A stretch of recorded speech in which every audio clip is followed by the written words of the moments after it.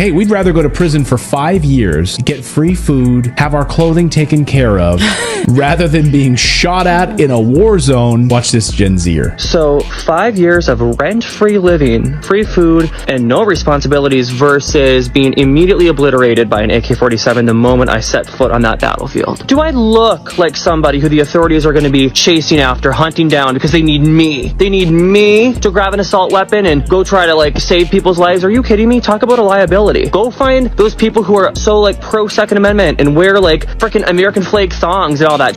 Go find them. They have a concealed carry anyway. They know what they're doing. They've done the classes. You don't want me fighting for this country. I promise you that. And you know it's true. Okay, those people who are pro Second Amendment and wear MAGA hats didn't vote for Joe Biden.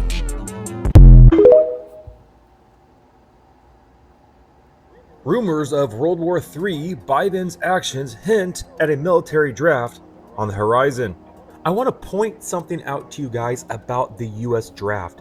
All US male citizens, including non-citizens living in the US, are required to register with Selective Service when they turn 18 years old. This includes undocumented immigrants, legal permitted residents, those seeking asylum, and refugees.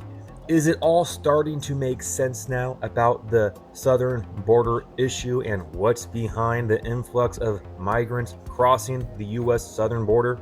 And why the majority of individuals crossing the southern border are young men around the ages of 18 to 25, perfect for fighting? Oh yeah, let's also not forget the UN's agenda of sustainable development, bringing immigration in, destroying borders, mixing cultures together for their one world government, one world religion agenda. So let's put the whole UN agenda on the back burner for right now, even though they are the ones funding the immigrants and the refugees to come here. These individuals will be drafted when we go into war, whenever we have some type of an event to get us into war. Now, this serves the US government in many different ways, because lately the US government has been losing soldiers. The mandates saw a decline of servicemen and women. Every year we're having less and less people joining the military. Our military is a joke right now. If you look at our commanders and those individuals running the show. Ladies 18 to 26, hope you're ready to get drafted. It is not just the boys that will get drafted in World War III. It's no mystery that nearly every branch of the military has not been meeting its recruiting goals. The Air Force, the Army, the Navy missed by over 7,000 sailors, and the Coast Guard's not even real military, but we'll include them to be nice, but they missed too. And women being drafted into the military, this is not the first time this conversation has come up. Back in 2021, which doesn't he look so grumpy? Senator Hawley brought this back up in 2022, and I doubt he's forgotten it considering the saber rattling happening globally. And there are several other senators that are in support of women being required to register for the draft. Besides the recruiting crisis, this comes at a time when the president has approved an inactive reserves to be called back, approximately 3,000 personnel. And there are several consultants to the White House and the Pentagon, like Lieutenant Colonel Joe Plinzler, who has not only requested for women to be drafted, but a mandatory draft for all citizens. He thinks it'll help the public connect better with the government and why they make decisions. And this all comes at a time when the US continues to antagonize Russia by sending funding and military equipment to Ukraine and antagonizing China by funding Taiwan, so good luck. Shalom. Starting off, I want to give all praises, honor, and glory to Yahweh, Bahashim, Yahweh Shai, Bahashim, Ruchakodash. Double honors to elders, apostles, great millstone, who are learned the truth from, and Shalom to the elect out there. Today's top lesson will be, they become as women. And this goes out to you Negroes, you Latinos, and you Native Americans, the true Hebrew Israelites of the Holy Bible. Once again, today's latter lesson will be, they become as women. So as you've seen in the videos just played regarding about a military draft, this so-called Gen Z, you know, this place is pathetic. So-called America, which is Babylon the Great, this place is through. You know, and I was looking over these videos, doing some couple of research about, you know, how the military level is getting lower for recruiting, you know, and I was reading that this generation has nothing but alcoholics, you know, pill poppers. They're using all these different drugs, you know, they're obese, unfit. They have mental issues, a bunch of weak simp sodomites, you know, the society has. You know, this effeminate men they have, this society is through. You know, and as you can see in the video I played, the first video I played, these people, so-called men, they don't want to go to war. They're feeble, they're weak. They have a woman mindset. All they worry about is TikTok all day, you know, Starbucks, social media likes, you know, things that don't even matter. And this is who they're going to draft or put in the front lines, and also you 2/3 wicked ninjas who still can't get it, who still do wickedly. This is what America has come down to. The society is through, the lowest collapse in society. Every day, we see it every day. Let's start off with Jeremiah 51 verse 30. And it reads, the mighty men of Babylon have born to fight. They have remained in their holds. Their might had failed. They became as women. They have burned her dwelling places. Her bars are broken. You see? You know, this place is done. You can see this society. The average man is not equipped to go to war. He's either obese, unfit, he has mental issues. They're doing a lot of drugs, alcoholics, pill poppers. This is what Babylon has come to. And they're going, World War III will happen, Third World will happen, and it will be a draft. And these are the men that they're going to send on the front line. You know, this place is pathetic, place is through. You know, and a lot of women also go get drafted also. I played also in the third video. Women go get drafted too. Are you independent women that they say that you don't need a man? You can provide for yourself. You can do it on your own. You wicked women will see in that day how much you can do for your own. Because a lot of men go get drafted. A lot of these so-called women that have husbands go get drafted also. You see? So we had in a time of great slaughter, great disaster going on. A lot of men the Lord finna slaughter, but the Lord will preserve the elect man.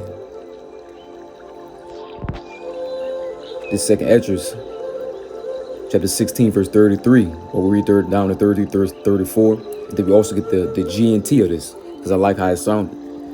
It says, the virgins shall mourn, having no bridegrooms. The women shall mourn, having no husbands. The daughters shall mourn, having no helpers. In the wars shall their bridegrooms be destroyed, and the husband shall perish of famine. Now, let's go to the GNT and see how it reads. It says, young women will be in mourning because there is no one to marry them. Wives will be mourning because they have lost their husbands. Daughters will be in mourning because there is no one to help them. All the young men will be killed in the war, and all the married men will die in the famine, starvation. These young men will get sent off in this war down in the Middle East, and they're not coming back. We know that pursuant to the scriptures, whoever goes down in the Middle East, Lord will wipe all of them out. So we hitting some drastic times, prophetic times we're in. But Jake's still playing around. Thinking things are sweet. Think the Lord has all. The Lord is tired of holding things. He's about to unleash this judgment, this wrath. A lot of you 2/3 Jake that do wickedly, tote guns, tote all these sticks. You on so-called demon time. Let's see how much you gonna be on demon time when your ass on the front lines. This is serious times we coming into. Prophetic times. A time never foreseen before. Jacob's trouble we're heading into. All right? And you women gonna have it bad. You wouldn't have the protection.